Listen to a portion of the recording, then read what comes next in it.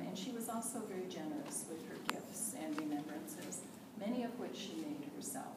So there is correspondence between the two of them in which Madame de Chinnery talks about all the lovely gifts that she has given her from time to time.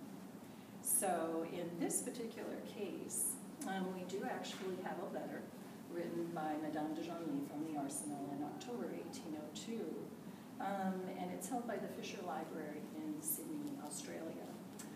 It's just one of those things that there was a big clutch, the Chinnery family papers that went up for auction, and the Sydney Library bought them, the Fisher Library bought them. So that's where they are.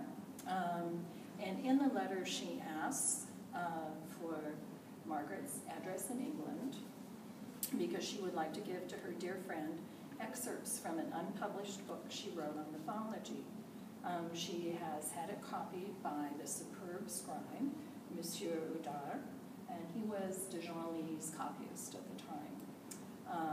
And she had him make it from her own notes, so this is obviously the text that she wrote for the Sharp children those many years ago. So it's been copied from them, especially for the Chinnery children. And she also expressly asked him to finish it in 3 weeks' time, just in case Madame Chinnery wants to take it back with her and not have it sent. So we have this lovely correspondence.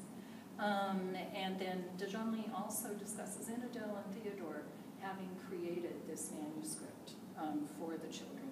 And then in yet another letter, actually at the end of their relationship, Margaret Chinnery is writing to de Genlis, and she discusses with her this manuscript text, and she specifically mentions the binding, which I think you can see here as being red Moroccan leather.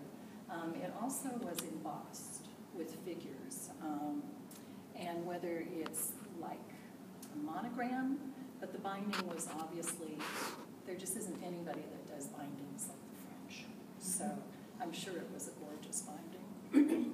But so we have really good documentary evidence that this is the book that she was given.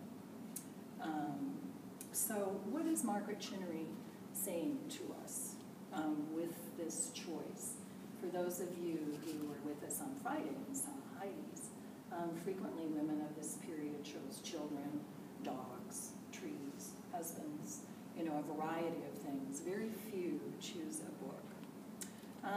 So one of the things that, even though we don't know the title, but we do know is that de Genlis is very clearly, boldly stated at the top. So there's no doubt.